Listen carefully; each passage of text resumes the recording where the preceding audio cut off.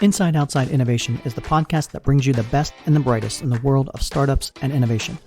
I'm your host, Brian Ardinger, founder of InsideOutside.io, a provider of research, events, and consulting services that help innovators and entrepreneurs build better products, launch new ideas, and compete in a world of change and disruption. Each week, we'll give you a front row seat to the latest thinking, tools, tactics, and trends in collaborative innovation. Let's get started. Welcome to another episode of Inside Outside Innovation. I'm your host, Brian Ardinger, and as always, we have another amazing guest. Today with us on our second IO Live event is James Gill. Hi. James is the founder of GoSquared. Welcome to the show, James. Hi, thanks for having me, Brian. Pleasure to be here. Looking forward to chatting. Well, I'm excited to have you back on the show, and regular listeners will know that we had a chat probably about a year ago when you were on the show talking about some of this no-code stuff that was just popping up on that. And so when we decided to go to a live event, I figured, I want to get James back in to talk about a lot has happened in the last year. And the last week. Last week, exactly. Why don't you give the audience a little bit of background about your journey as a founder a long time ago when you started GoSquared as a wee lad, as I like to say, and then we'll go from there. Thanks again, Brian, for having me. It's crazy times. I'm sure we've got a lot to dig into. Just as a bit of background on me, I'm one of the founders of a company called GoSquared. We're a software as a service business. We perhaps haven't taken the traditional route of a software business. We started the business back when I was at school with two of my friends, back when we were just wee teenagers. So over 10 years ago, we've been together running a company. We used to build websites together and stumbled into building software, and we really love it. And fast forward to today, continue to be a self-sustaining, profitable software business. We've got thousands of small businesses that use our software all around the world.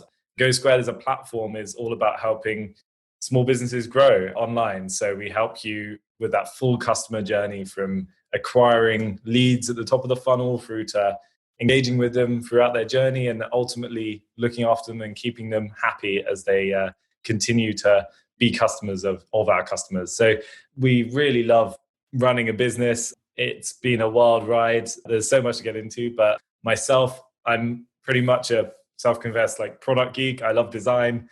Obviously, there's a lot we can dig into in terms of software we use to run GoSquared, the lessons we've had since becoming an entirely remote team and trying to keep things running smoothly. Happy to take whatever questions people throw.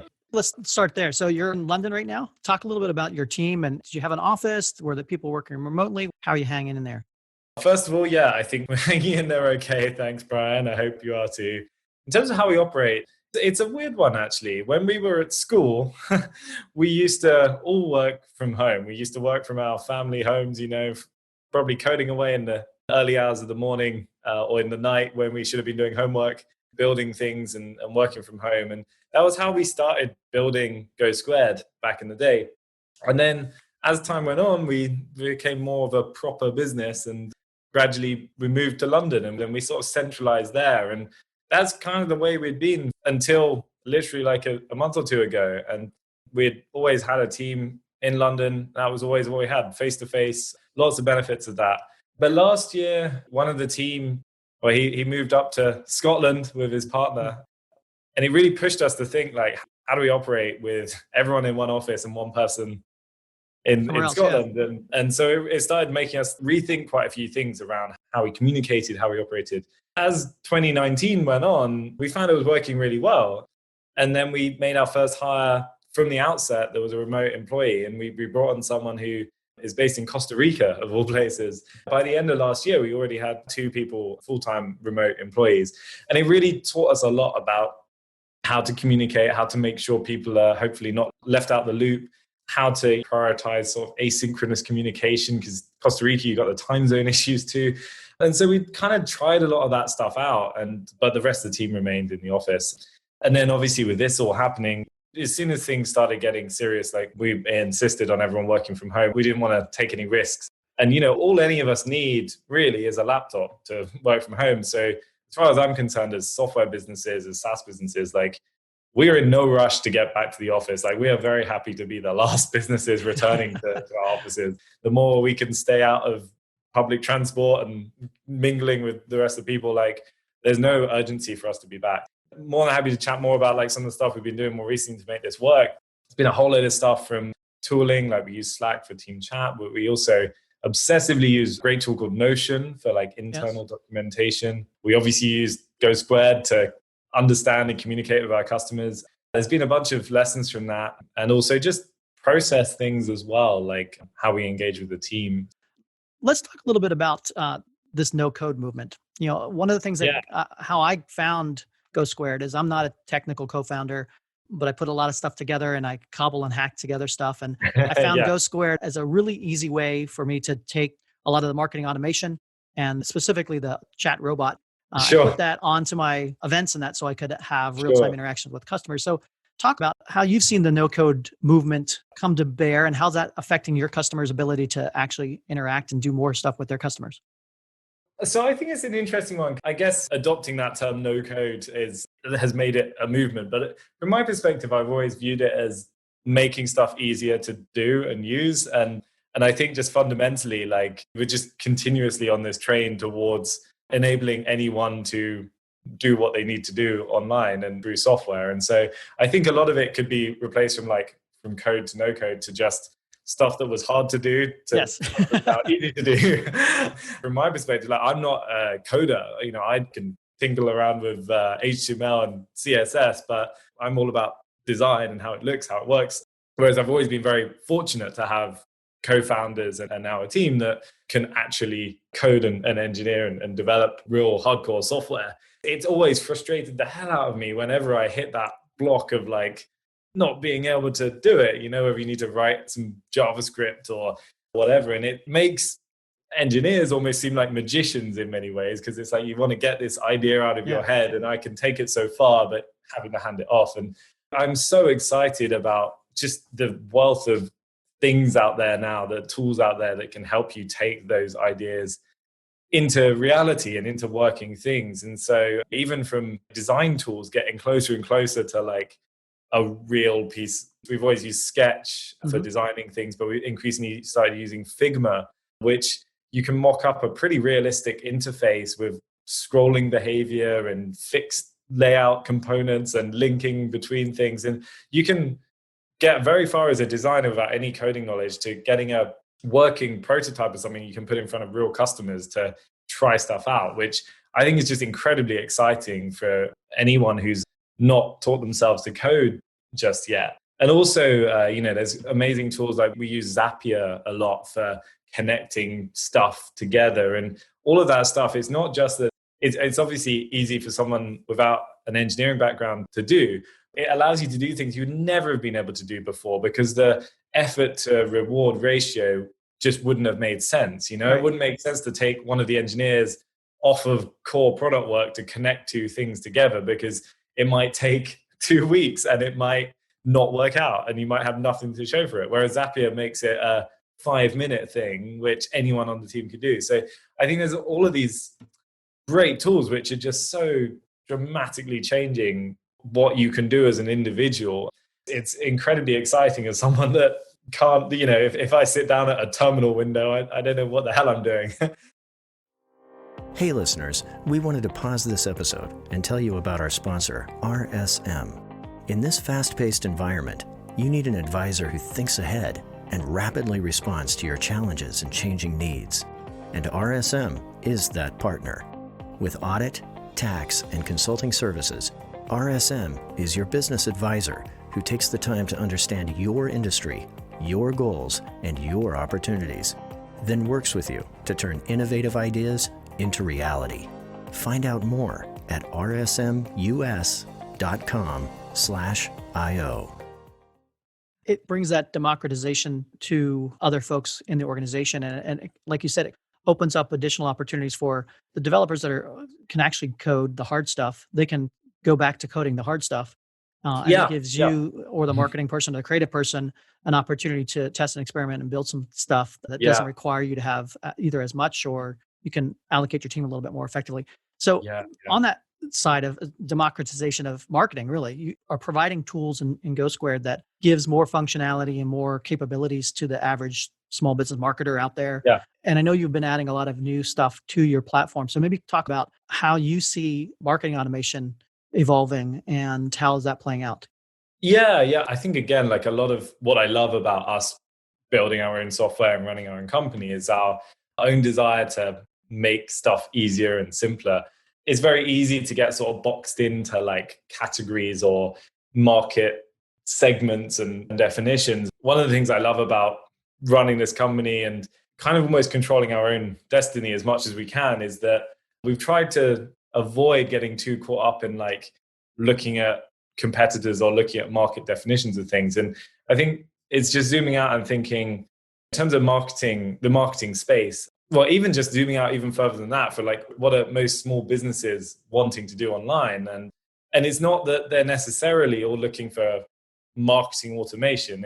Marketing tools themselves are not necessarily what you need. It's that you want to win more business and you want to ideally keep those customers with you and you want those customers to really like your business. And so for us, it doesn't really make sense in many ways to sort of pick up one tool for doing the marketing analytics bit and one tool for the live chat bit and one tool for the marketing automation bit and one tool for your customer support, because you've got one customer moving through that journey. And the more you can make that a seamless end-to-end experience, the more that customer is going to have a nice experience and the more you as a business are going to understand what the hell's going on. Yeah.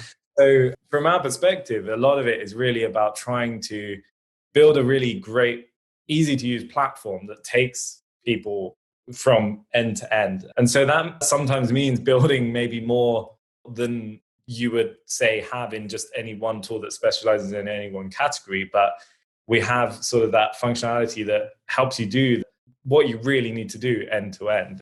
We'll freely admit, like, we don't have every feature in the world for what you can do in marketing automation. We don't have every feature in the world for live chat, but what we really feel is just ultimately the experience is so much better for the end customer. And as long as we keep following that, like, what do our customers benefit from, then the better we can do, I think. So what kind of feedback are you getting from your customers, specifically around nowadays? So I would imagine pandemic and all, driving revenue is a very important thing for customers out there. And what are you hearing or feeling from your customers? I mean, what's happening and how is GoSquared helping them? I'll freely admit, I don't want to be like some big sales pitch on GoSquared on this. There's a mixed bag. We have loads and loads of customers that use us, and some of them are struggling and some of them are doing better than ever. That's just been something that's been really eye-opening for us, like in terms of how some of our customers have fared through this. And well, all of our customers have some sort of online presence, but some of them are software companies that are naturally online, and some of them are like offline events companies that sell tickets to offline events. And so, we've seen some of our customers really struggle, and we've been trying to be as helpful as we possibly can. We get the situation right now, and so we don't want to sort of part ways with customers permanently over this. Like, we want to ideally see them once we're through this again. So there's been a lot of like engaging with those customers to try and make sure we can help them out as best we can. And then, some of our customers have been skyrocketing and off the charts. Like, we've got churches that have become some of our most trafficked sites at the weekends because they're doing their sermons online and their congregations are coming online. And it's like these customers you wouldn't think of as like needing software to grow. Or we've got customers like that. We've got learning platforms and things like that where, they've just got this crazy, like 10 times as much traffic than normal, where people are just home, they're wanting to learn more. So they're coming to some of our customers like that. And it's just a whole range of what we're seeing. And so we feel very lucky to be able to work with a lot of our customers and hopefully we do hear from our customers and other software vendors and other vendors in general are not being as helpful as they might really should be. And I think we try and look at this and see, like, how can we help right now and how can we do as much as we can to be the good guys and just try and help out wherever possible. It's been a mixed bag. I'll freely admit that. And it seems to be changing, as we go through. Things are just evolving all the time. And I think it's also been seeing things develop. We've got quite a global customer base. So seeing things develop in different geographies. We've got one question coming in from the chat. How do you distinguish GoSquared against other SaaS products in the market, like Intercom and that? Because you do cross, like you said, you have bits and pieces of feature functionality that compete against different products, I would imagine. So maybe give an overview of that. Every vertical, every sort of industry within SaaS has tremendous competition, and been to many conferences and things focused around SaaS, and you sort of meet all these other tools that, hey, wait a minute, you all do the same thing.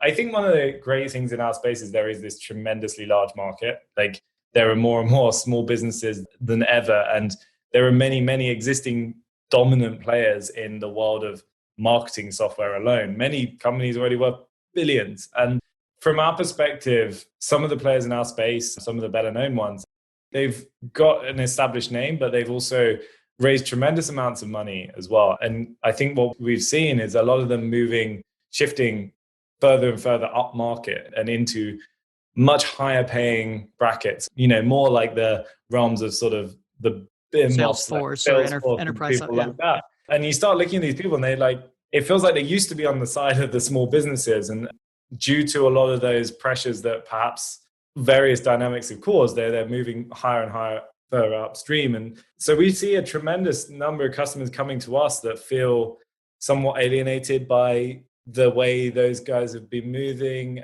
A lot of forced on pricing changes, not the nicest behavior towards their own customers. So we see a lot of that. And yeah, I just think, again, it comes back to some of the stuff I said earlier around controlling our own destiny a bit. It's like we ourselves are a small business. I feel like we continue to understand small businesses better than anything. I don't think we'd be that great right now at building truly enterprise level software or adopting enterprise level sales techniques. We love building self-service, really easy to use software for companies just like us. And we do that better than anyone. And you can look at a feature checklist and compare that way, or you can look at the whole package, which is the platform, the team behind it, the customer service we offer, the way we treat our customers, the way we just ultimately help you grow as a business. I think a lot of that's more nuanced, and you don't necessarily build that understanding until you get in the door. It's not one thing that makes us different, it's the whole package. Do most of your customers come in through a particular feature set? So live chat, for example, is that the feature? And then they get in there and they decide, oh yeah, you can do all this other stuff. There's analytics, there's workflow in that. Or talk a little bit about how people have utilized your service and how you've grown the business and how you've decided which features to add and that. When we started out, we were primarily building websites for other people. And at the time, obviously the software landscape was very different, but we were always very frustrated at the state of analytics tools at the time. This was sort of very early days of Google Analytics, but other than that, you sort of had hit logging tools and things like that. Everything looked like an ugly Excel spreadsheet, and all the charts were images, and nothing was interactive, and everything was a 24-hour delay before you get any data out. And so where we started was around analytics and this idea that you shouldn't need to wait for data. Everything should be instant. So if you got 5 people on your website, you should see a number of 5 people online right now. And also reminding you that these were not hits or sessions, these were people on your site. Every person coming to your site is a potential customer. And to try and bring that a bit closer, that the business and the customer getting closer and more human. So really from the early days, that was kind of where we focused a lot of our energy of representing that data in a nice way.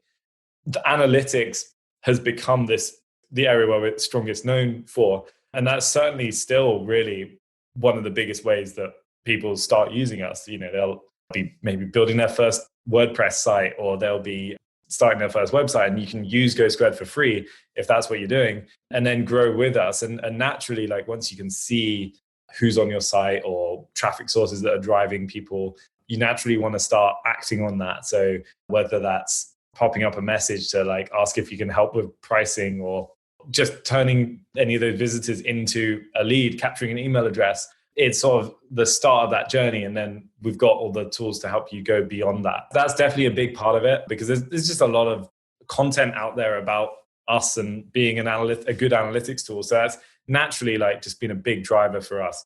But then also, live chat as well is big, because we're in this very fortunate position where every customer that comes in, they're putting a bit of JavaScript on their site, a bit of code onto their site, or they're using a plugin to put GoSquared on their site. And if they use chat, then that's a bit of our product that is in front of our customers.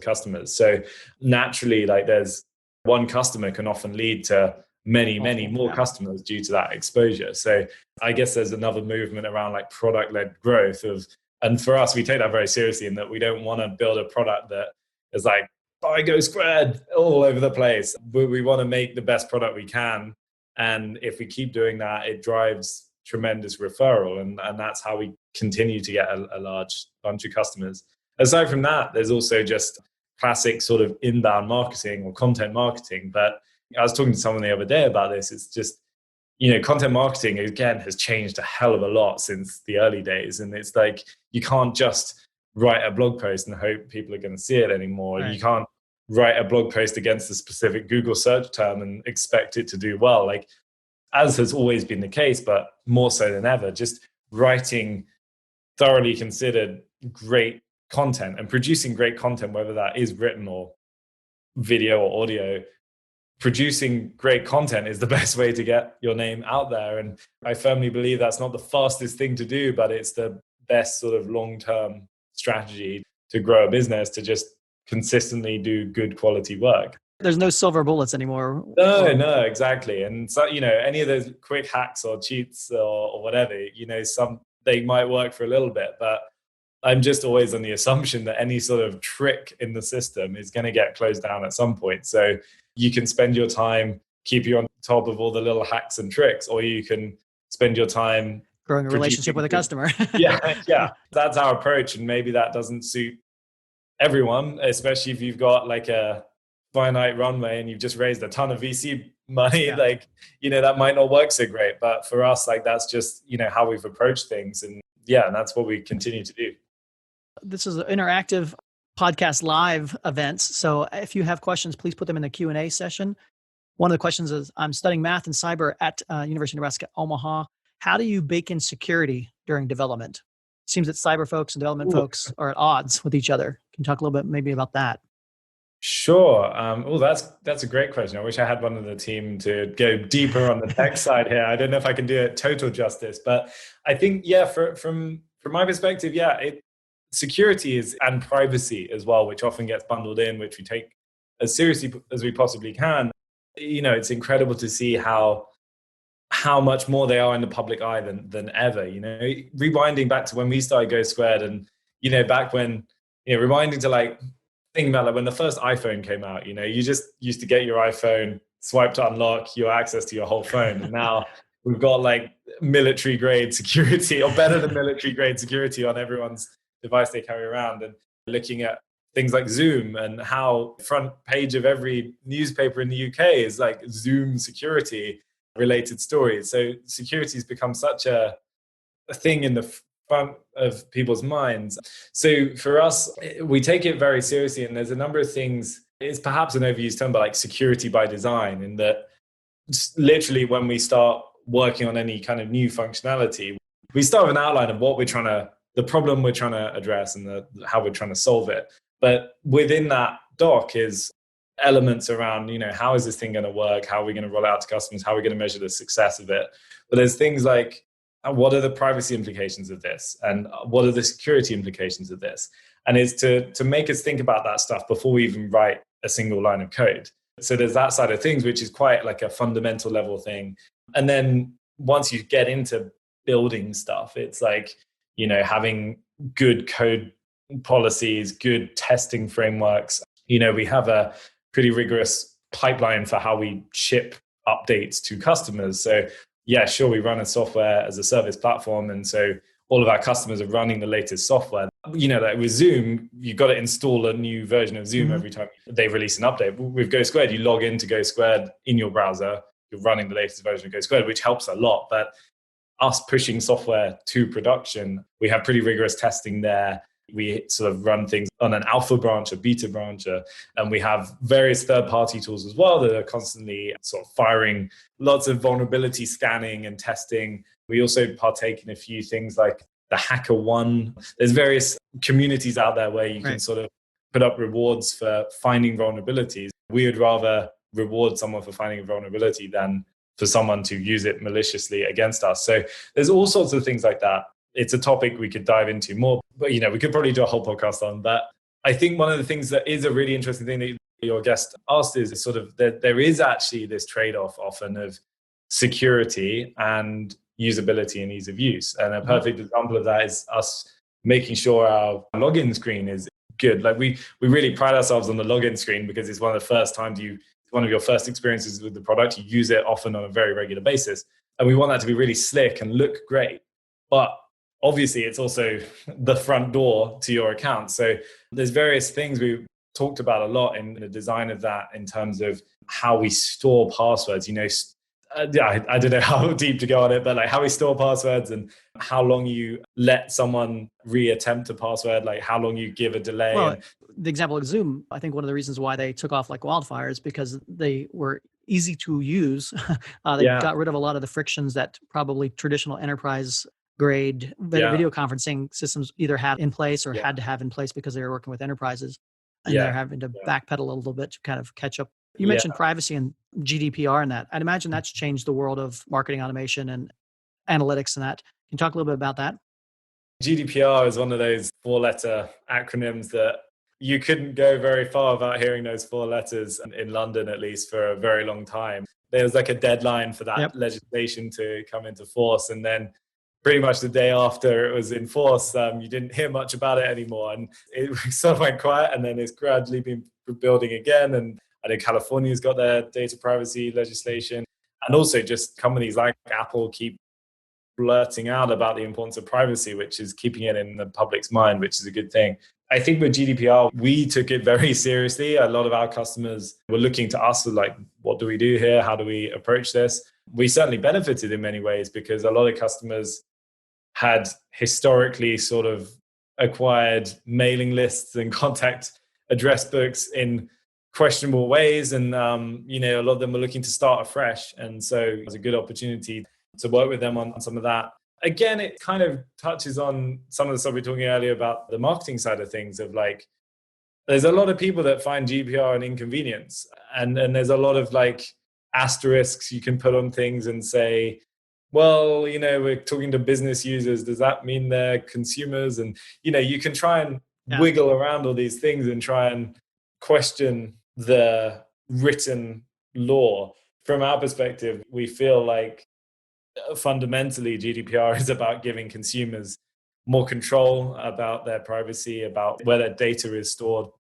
And that's only going to be something that consumers care more and more and more about. And I think trying to fight against that or trying to work against that or weasel out of any of the specific laws is a losing battle. So from our perspective, it's just what's the bare minimum we can do to meet the regulations? It's how can we lead more on this? How can we do more than what GDPR says and do that in the best way that both helps customers and businesses? There's a lot around educating people about the benefits because, okay, it might be more frustrating that you have to ask permission from consumers of whether or not you can collect their email address and tell them what you're going to do about that. But if expectations are set better on both ends, you build better relationships with customers and trust. From our perspective, GDPR is a positive, good thing, and trying to work against it is not going to get you very far. So another question in the chat, what's your ambition for GoSquared in the next 3 to 5 years? Or how far out do you plan? And maybe it's 3 to 5 months. Where do you see yourself going? I think, as you said, like 3 to 5 months, it's like there's a lot that's changing under our feet right now. And we're very grateful for the position we're in at the moment. And there's a lot of companies out there that are having to make incredibly tough decisions about whether or not they can even trade next month, let alone letting staff go and things like that. And so far through this, we've managed to steer the ship okay. But who knows how long this is going to continue for and what the economic climate looks like as we move into the second half of this year and everything. But from my perspective, like we really get a kick out of building the company that we want to work at ourselves. We've had the opportunity on several occasions to sell GoSquared and to flip it in a way. Yeah. And, each time we've evaluated that and thought, would we rather be doing that than what we're doing here? I have a natural desire to be someone that creates things and starts things. And so I think even if we were to sell, what I'd end up doing is doing whatever I need to do to sell and then starting something again. And if I start something again, am I going to be able to put myself in the position I am now with such a great team around me and such an exciting market, building such exciting software with all those customers? We want to continue growing GoSquared in this self-sustaining way as profitably as we possibly can.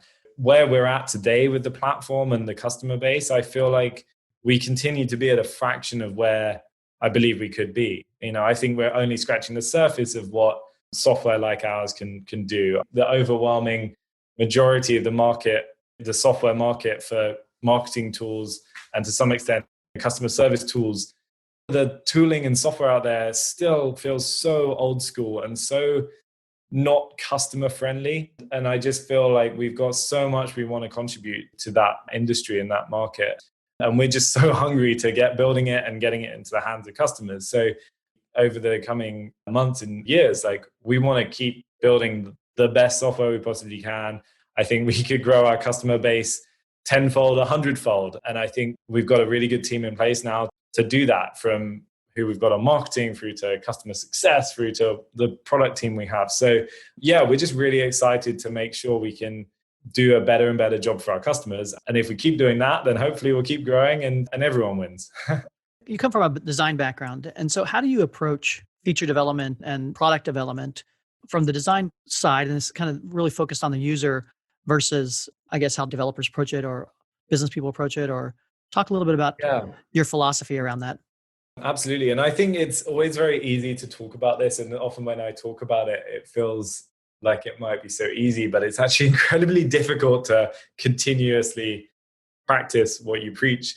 It's a wonderful thing to have engineers here ready to build things. But I think one of the challenges often in a culture of being incredibly developer friendly and developer valuing hugely the contributions developers make and having them in-house is that often developers are very hungry to build what they believe they want to build. And I think there's a real balancing act of enabling developers to make contributions successfully while also making sure you focus your energy on solving customer needs and customer problems. You hear that kind of phrase, solving customer needs, a hell of a lot, but it does take very thorough planning and structure to make sure you spend enough time with customers to fully understand their problems and their needs. And that's where most of the really hard work is, not in the building and the coding. It's in the understanding those problems and getting close to customers to understand them and talk to them. And, okay, at the moment getting on a Zoom call, but getting into their office and seeing, wait a minute, we play this role that's maybe they spend half an hour with us in the mornings logging in, and they maybe spend some time in the afternoon and actually look at all the other stuff they've got on their to-do list in the day that's competing for their attention, and how much time they can spend learning GoSquared or understanding things about GoSquared. And it really I find it very humbling to get in the room with customers and just see where we fit into their lives. And so a lot of the work in building stuff is that side of things, that really getting your hands dirty and working with customers, talking to them, understanding them. And then we feed a lot of that in, and prioritization is always an ongoing challenge. There's a fair bit of gut and there's a fair bit of where do we want to be as a company, and feeding that in with opportunity of winning new business, of what the market's doing. And there's a lot of inputs, and I'm yet to find anyone that's got this clearly written formula of how to here's the all these prioritization. Input all those variables, and out comes the feature that will be guaranteed to make you successful. That's sort of how we get into deciding what to build. And we used to get far too quick into building stuff, and even small things, even changing a button in an interface can be something that can be misunderstood or misrepresented. And it is always important, and I think we pretty much religiously do this now, is make sure something is written down about what we're going to be building and what we're going to be shipping. And one of the best things, and I think we stole this from Amazon, is Amazon has this philosophy of writing the press release or the announcement first. And it's such a simple idea, but actually it solves so much if you can bring yourself to do that. It feels like unnecessary work at the start of a project, or it feels like a bit of laborious work at the start of a project, but it's such a good way to align everyone involved with a project that this is what we intend to tell customers. And if you get to the end of it and what you've done, well, it kind of does that. But if you stand on one leg and, hold an umbrella up, then it actually does this. That, like, it's a very good way to align everyone and keep it real. It's just a really simple but effective way to align everything from day one on building stuff. And we try to have pretty high fidelity mock-ups and try and get those mock-ups in front of customers before we start coding stuff. It comes back to a couple different things too. Like, how do you measure success? Like you mentioned early on, where a person using your tool may only use you for a little bit of time a day. And so is the goal to have them use you actually less and be more productive with it? Or is it your goal to have them more engaged with it and continue to use it throughout the day? That's a great question. I think, you look at companies like Facebook who are kind of grappling with that moral dilemma at the moment of, like, as a business, we want people to spend more time on Instagram, but what does that mean for humanity? It really varies by product area, actually. So within GoSquared, we have the analytics product to help you understand what's happening with your funnel, with your marketing efforts. We have our inbox product for enabling customers to basically engage with their customers, to chat with them, to help them out, to respond to their questions on live chat. We have upcoming automation product, which is all about helping you communicate with your customers at scale. It really varies a lot depending on those tools, but we use a framework called, like, jobs to be done in terms of understanding the tasks people are trying to achieve with the different areas of the platform. So for something like the analytics product, okay, well, it's fine if you want to spend your day geeking out, looking at graphs and numbers. But from our perspective, like, if you're spending all day looking at that, that kind of is not necessarily signifying we're doing a good job with the product. What we'd rather be doing is giving you clearer numbers and surfacing what might be important or what's changed significantly. Well, we've got a long way to go on that. Sort of where we strive for. It's like, how can we surface answers to you rather than graphs and numbers? The inbox product is all about responding to customers. And, an aspect of that is we do want people to have that on screen. And, we do want people to be using that because it means they're responding to customers. But we look at things like, how long does it take businesses to reply to their customers? How long are they spending in the inbox? How can we improve the workflow there so that, rather than writing out 500 words to a customer, they can use saved replies? Or how can we even bring in some more automated functionality to understand the kinds of questions customers are asking and answer that for them? Yeah, it very much depends. But, like, for us, time in product or time in the platform has never really been a key metric we obsess over. The numbers we care about are whether customers are growing their business. Are they capturing more leads? Are they retaining their customers? Are they ultimately growing their business? Are they, as a business, are they growing? And how much of GoSquared are they using as part of that? So we look at things like Net Promoter Score and customer satisfaction, and whether customers are sticking with us ultimately. So that's kind of how we approach that, really. So we're not trying to put, like, ding you with a notification 5 times an hour to tell you someone near you might be going to an event you might be interested in or something. I guess I'll end with my last question, as far as, what are you most hopeful for or looking forward to in the next 6 or 8 months when it comes to either personally and or with GoSquared? I'm certainly looking forward to going to the pub again. I'm very much looking forward to getting back to the local pub whenever we can, because it would be great. I think, on a serious note, I think just the whole world's going through a crazy time, and I just really look forward to us getting through this. And, a lot of people are in far tougher times than we are at GoSquared, and far tougher industries. I just look forward to the world getting back to some form of normality. And I think there's a lot of things that are going to be different. And I look forward to the things that will be better because of this, the things we'll learn and adapt because we've been forced to. I'm excited for the things we'll learn from this whole process. And I just hope many of us as possible can stay well to get through it and get through to the other side. That would be my main takeaway. Well, James, I want to thank you for coming on Inside Outside Innovation, the podcast, and our second IO Live event to share what's going on in your business and share your insights. So really do appreciate you coming on. I look forward to continuing the conversation. Hopefully it'll not be another year before we have a chance to talk. Thanks so much, Brian. Pleasure to chat as always. All right. Thanks everybody for joining us. We'll see you again next time. Thanks, everyone. Thank you. That's it for another episode of Inside Outside Innovation. If you want to learn more about our team, our content, our services, check out insideoutside.io or follow us on Twitter at the IO Podcast or at Ardinger. Until next time, go out and innovate.